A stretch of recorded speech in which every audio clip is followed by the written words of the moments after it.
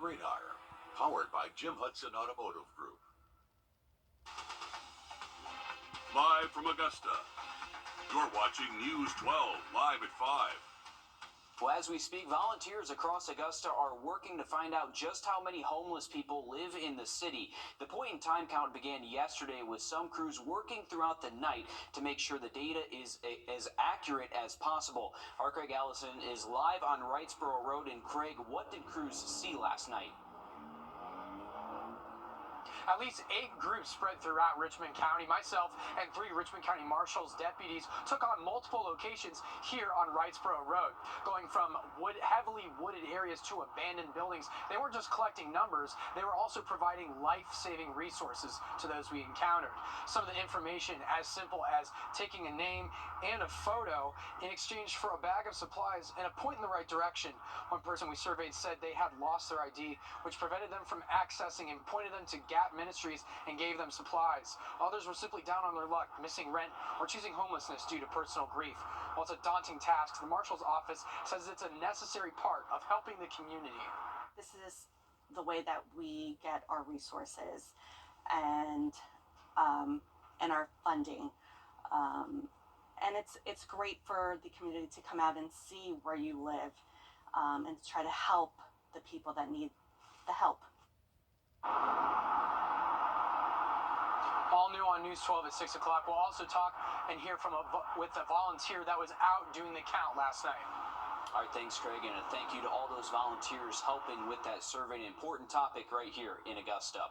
To weather now, you're taking a live look over at Beach Island. Not much of a sunset to see with all the clouds that we've had roll through the area today as we check in with First Alert Chief Meteorologist Riley Hale. And Riley, can we expect these clouds for the rest of the week? Yeah, it looks like it is going to stay cloudy, Will, and temperatures are going to be staying warmer as well. If you've been outside today, we haven't seen a ton of sun, but you definitely felt different out there, especially if you were up early this morning. Actually, what was impressive is that this morning we actually stayed in the mid-40s. That's the first time in 13 days we've actually seen a low temperature above freezing at Bushfield. So we were on quite the cold streak that did come to an end last night and early this morning. Now, this afternoon, some of us were able to reach the 60s, but for us here in Augusta, we've been hovering around 58 for a high temp so far this afternoon. So the wedge is keeping our northern counties just a little bit cooler today. That is going to erode, though, as we head into later tonight. So as we continue to see the chance for some showers overnight, early Wednesday, we'll start to see this just slightly cooler and drier air mass near the mountains start to erode. So this warm front finally gets north of us tomorrow, and that's going to allow our temperatures to really warm up over the next several days. But it is also going to keep our rain chances in play, too. So if you're heading out this evening, right now there's not a ton of rain on radar that we're looking at here around Augusta, but through Aiken County and portions of the eastern CSRA, just some light sprinkles around that will continue into tonight. We'll have much more on this forecast in just a bit, but let's get a quick update on your First Alert traffic. And now, First Alert traffic.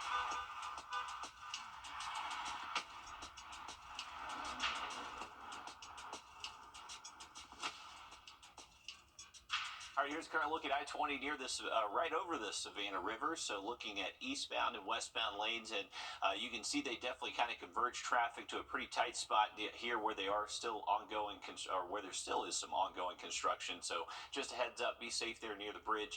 Looks like traffic moving okay, though. Going to downtown Augusta, looking at the Calhoun Expressway, St. Sebastian, Augusta Canal. Right now, not too many traffic issues here that we're looking at. Have much more on the rest of the week's forecast for you coming up in just about 10 minutes. All right, thanks, Riley. Just a week after Martin Luther King Jr.'s birthday, his youngest son, Dexter Scott King, passed away. The King Center says he fought a long battle with prostate cancer. Today, Bernice King shared memories of the youngest King sibling who followed in his father's footsteps. Dexter was before his time. Even I didn't understand that. And he had a vision to build something that would bring my father to life through technology. Fast forward today, we understand that. Along with his work at the King Center, Dexter portrayed his father in the 2002 movie The Rosa Parks Story. A South Carolina deputy shot in the head continues his miraculous recovery tonight. The family of Corporal Lucas Watts says he continues to grow stronger. They say he's relearning how to talk and can say simple words like yes or no. He's showing good mental clarity as well, and the family says when one of the Watts' nephews gave him a fist bump, he was able to explode the fist bump with his hand. Watts was shot during a pursuit in November. The suspect responsible is behind bars. Old wounds are reopened less than a week after human remains were found in a sandpit are now identified. The Richland County Sheriff's Office says that they belong to Adriana Laster, an Elgin woman last seen in 2011, and authorities say that they've already identified a suspect in her death, a man named Freddie Grant. Ashley Jones spoke with Adriana's mother, who says this news is more than they could have ever prepared for. I told her, Crystal, I believe that your mom is deceased. I said, because we have not heard nothing from her. Those are the conversations Phyllis Horn began having with her granddaughter, Crystal Laster. That's Adriana Laster's daughter, who was just 11 years old when her mother went missing. Horn says she tried to prepare her granddaughter for the harsh reality that her mother might never come home. To actually hear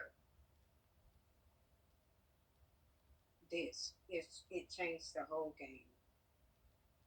And it's something that you cannot get prepared for.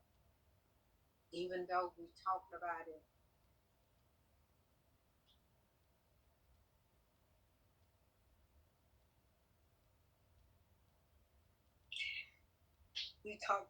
a lot.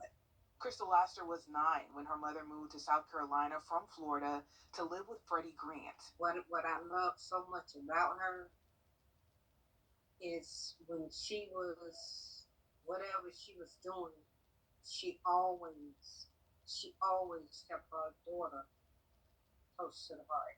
Horn says Crystal even tried staying with her mom for